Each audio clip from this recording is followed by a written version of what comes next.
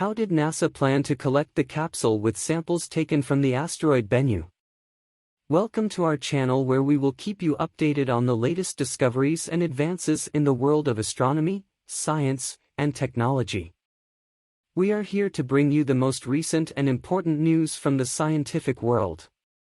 Join us to explore the latest news in all areas of astronomy and discover how they impact our daily lives. If you are an astronomy enthusiast like us, this channel is for you. Don't forget to like and share the video and subscribe to our channel so you don't miss any updates.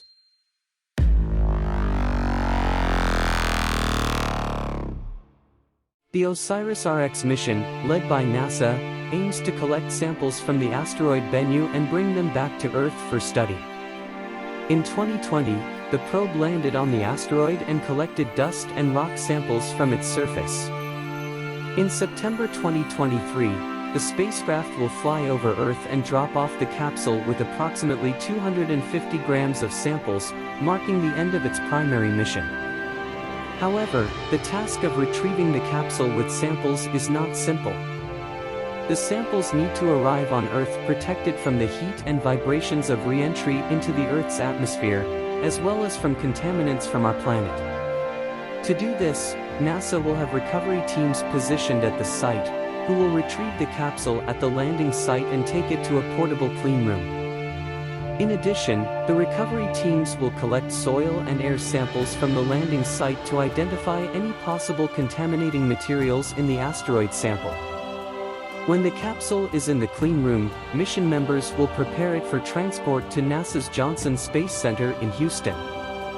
After arriving at the Space Center, scientists will open the capsule and distribute 25% of the material for analysis by Osiris-REx mission members. The rest will be prepared for studies by other scientists.